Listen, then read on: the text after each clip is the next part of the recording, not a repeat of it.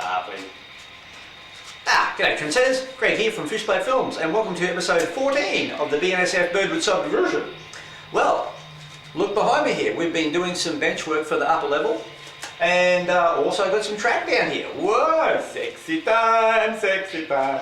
So, we'll be looking at that today and also how I get the bench work smooth, because a few of you have asked how come the track work looks so smooth, especially since we did the cab ride video, so we'll talk about that. And also, we've only got about 2 metres left, trendsetters. That's 2 metres left of bench work to go, or should I say roadbed to go, and the mainline plywood is finished for the whole layer. Sexy.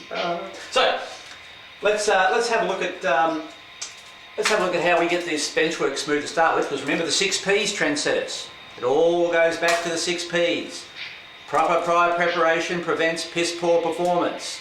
Piss poor is one word. A lot of people are saying it should be 7 P's, Greg, but piss poor technically is one word. So there you go, 6 P's. All starts with the base work. So let's have a quick look.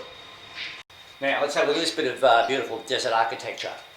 We've got our two boards meeting here.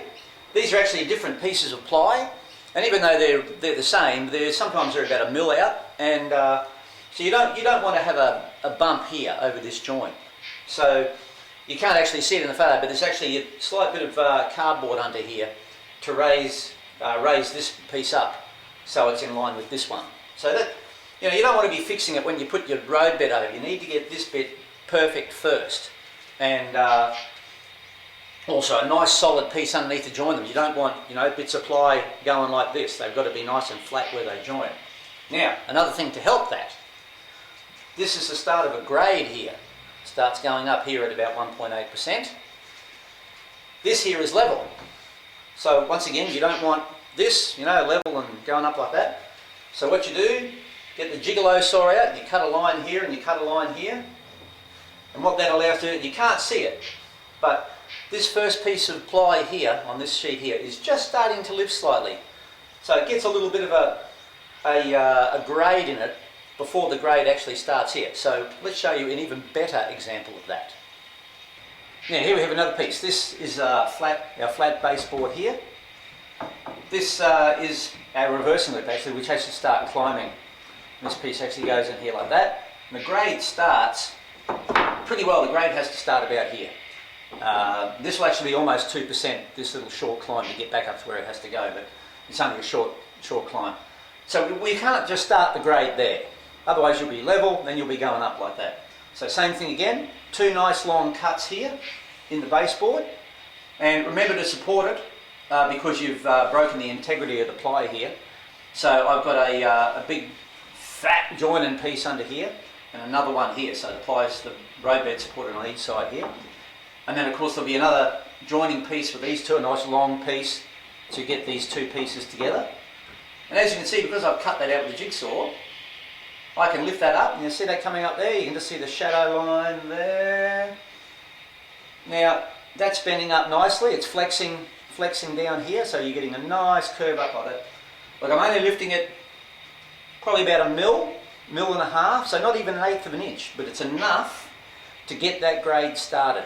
So that's another thing. You don't want trains going along and whoop, like that. Once again, the 6 P's, trendsetters. So that's another good example of how to start grades. Block of wood. Also, this is an upright for our curve coming up around here. 1.8%. This is cut on an angle, slight angle. It's about 2 degrees, I think. So if you put that on there, you can see that that's sloping down slightly. So that's another thing. You don't want to cut these at right angles, because otherwise your roadbed will be like that. Well, since it's going up a hill, you want it to be on roughly the same angle. So it's about 2 degrees thereabout, as long as you have a bit of an angle on it, and that way you won't get your incline sort of going like this as they try and go across the flat bit. So cut that on a bit of an angle like that. That's exaggerated, but that's it. Also, this is also cut for super elevation, sloping inwards. So I do 2 cuts at once. It's a little bit technical, but it's actually sloping in at about 2 degrees as well. Just for a bit of, wow factor, man. This is I've had this test fit before. This is one whole piece, even with a curve in it. It's got a join there, you can see. This has been test fitted, but this will be the first time that it's actually been put in properly with all the right grades. So, ooh, very exciting, isn't it? So,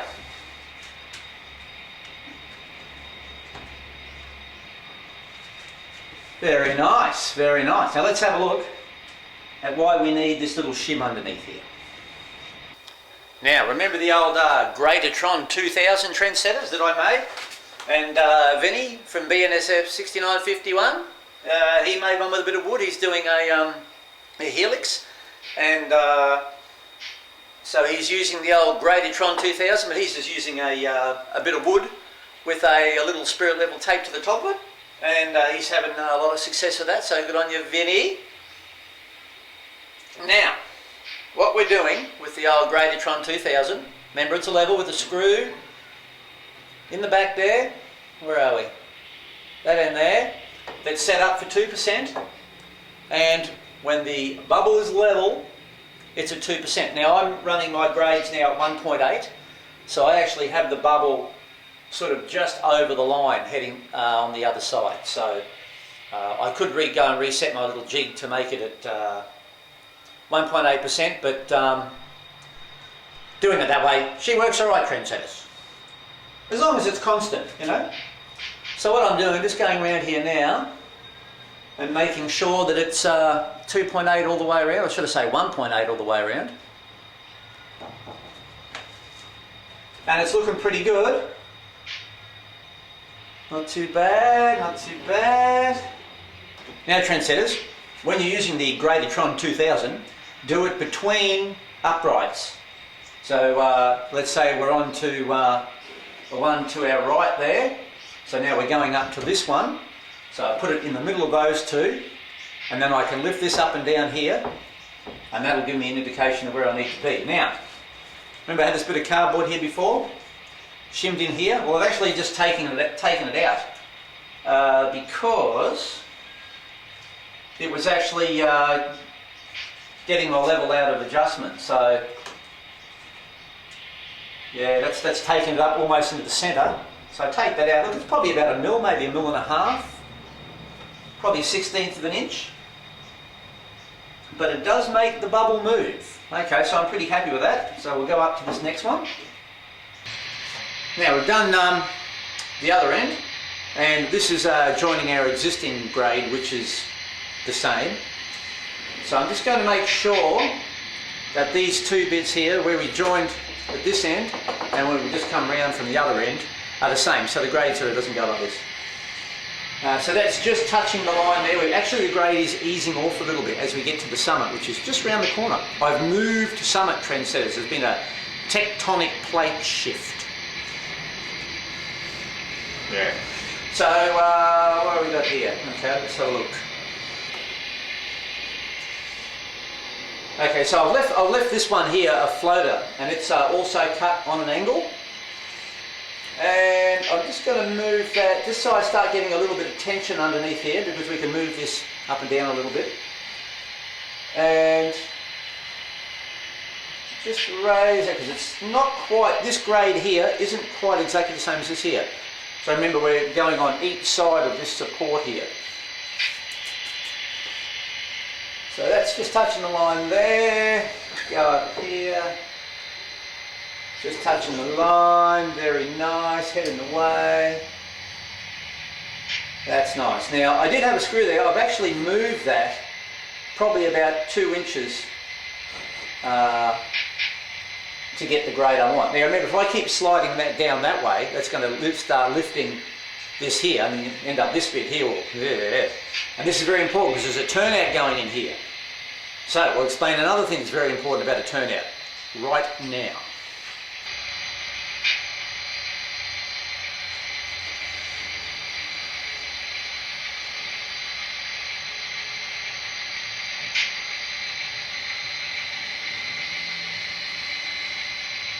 Now there's a turnout going here, which is the start of our passing loop, single line that way. So we need a tortoise here. Here's our tortoise. minus the shell and the legs. And of course, it doesn't fit. So another thing, back to planning, it all comes back to planning. The 6 Ps, remember. I needed to cut access for this tortoise. And I even stuffed up. What I originally did was measured the throw bar line, the centre line for the turnout, which is there. So then I married that up, put another centre line there, and thought, right, that's the middle of the machine. Cut a nice hole out, and then I realised, no, you idiot. The centre line, this throw line here, your tortoise sits all the way back here. So I had to get a gigolo saw out and cut a big hole, which is alright, which means I got a bigger hole now, which isn't always good, but. So now the tortoise comes up, dun, dun, dun, dun, dun, dun, dun, and I can get to it from underneath and install it. So always remember, when you're doing, doesn't matter if you're using the L girder like downstairs, but when you've got benchwork on top and you're putting up something here, remember you've got to have dingle dangles hanging down. So that's another thing. Always remember, do that before you start laying track. Got a spine train coming through the work site, so we have to wait for him to come through. Got a slow order on there.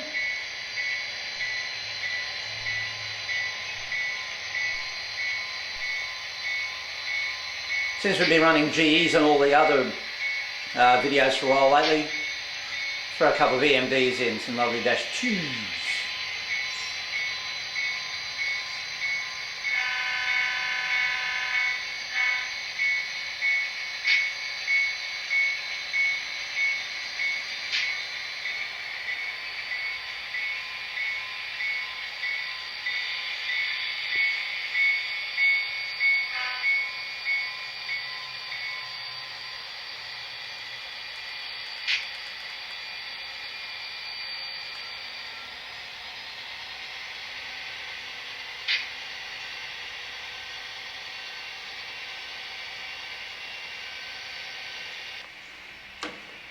Now you can see where I've moved that screw from there up to here now.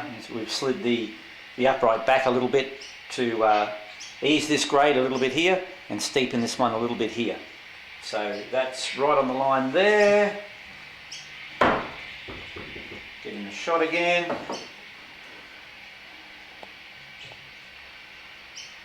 So that's right, pretty well right on the line there. And how are we going down there? Pretty well, that's pretty darn close. Remember, it only takes a millimetre to put that bubble out, so you're really, you're really getting pretty accurate measurements. But in the long-term trendsetters, it pays off. Well, let's whack this screw in, as the bishop said to the stripper, and that will be one of the last screws on the main line for the BNSF Birdwood Sub diversion. Probably only 3 or 4 more to go and this top deck is done. Oops. Or the main line top deck anyway. Main line for the top deck, whatever. I know what I'm saying. Now also, this ply was quite warped. It had been standing up for a long time, and so it took a little bit of mucking around and weighting down to get the warp out of it, and then to actually get the grades right. So, but yeah, it's good. It's good. Also checking not only your grade this way, but also your level this way is also important, because we've come out of a bit of a super elevation on the curve, and now we want it to be flat horizontally across this way, which it is. That's good. Up from the grain facility on the lower level, we can see the top level loop is in there. Pretty well marries the bottom level. Now where that box of Pico Code 83 track is there, there'll be industry in there.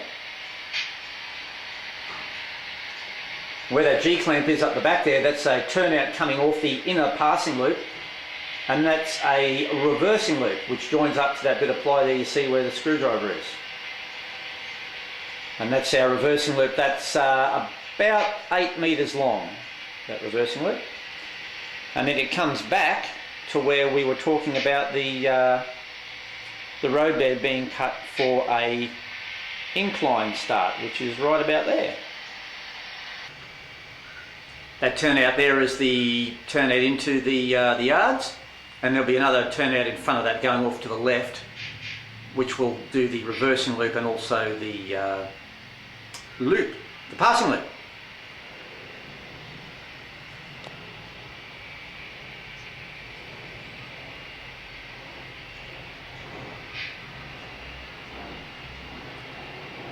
And that's the top roadbed there is going round, heading towards Summit.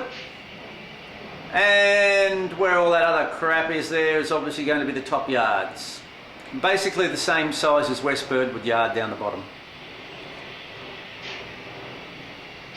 Now the track underneath there will be hidden. That's the main coming through. That'll be hidden, so it'll be in a tunnel.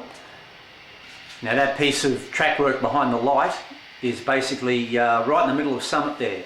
Those three supports are dead level, and that's Summit. That's the highest point on Birdwood Sub.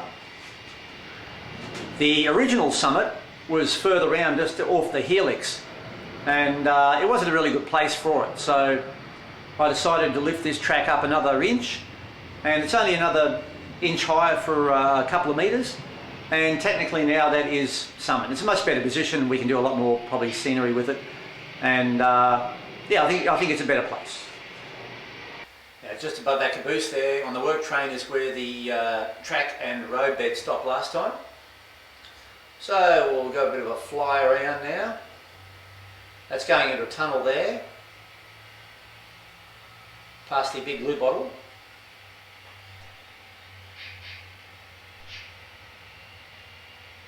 That back track will be hidden. And there'll be something happening. I don't know where that ply bulge is out there. I don't know, something going on there. And the lower main comes out of a tunnel there. As you see, we've got some cork roadbed down and some track laid heading that way. Now I was actually going to make that part there Summit, which probably would have been a nice little spot for it as well, but it's technically no higher than anything else on the layout, so you know, old anal retentive me decided no, that can't be Summit because it's not the tallest part, so we've moved it around the front. Now on the lower screen there, the main line pops out and then goes into another tunnel right where that clamp is, and the yards will be continuing around through there. The lead shunt or the neck will be coming up through there.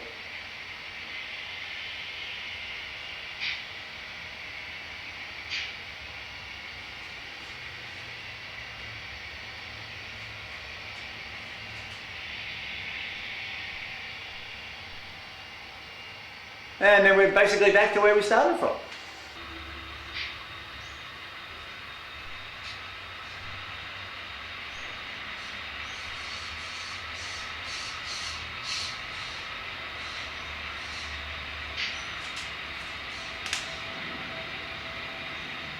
Now work train is going back into the tunnel there, and the lead track from the yards will pass it on the left and go around to some more industries around on the top of the screen there.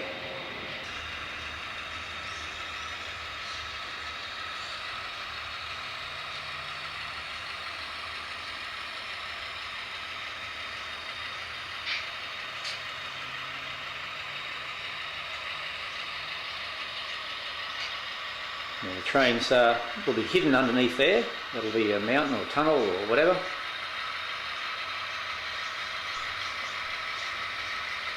And in the foreground there will be the upper yards. Haven't thought of a name for them yet. And the train's just passing underneath Summit now. West Birdwood Yard, you can see down on the bottom there.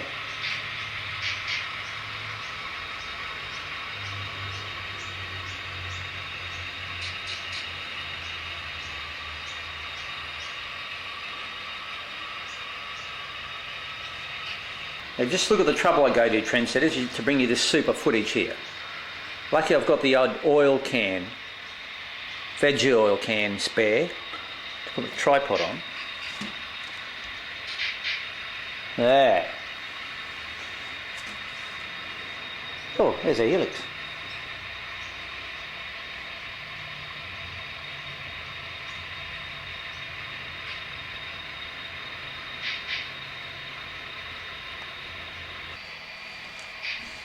Well, I think that'll do us for now, trendsetters.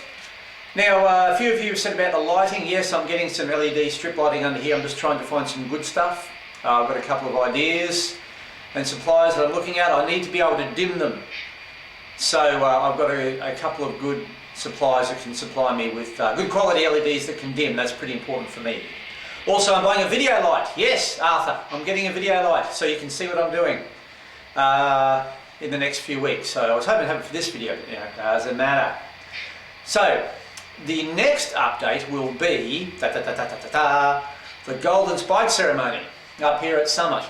And I'm going to put on a bit of a shindig.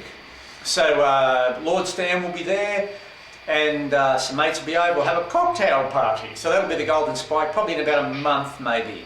Before then we'd probably do another cab ride. I think a lot of you like that, so we might do that with a couple of EMDs, some pushers maybe, DPUs, something like that. But the next update will definitely be the Golden Spike, but in between then we'll chuck in a couple of maybe switching or train videos. So anyway, thank you for watching and hope you enjoyed it, and we'll see you in the next one. Hooroo for now. Bye bye.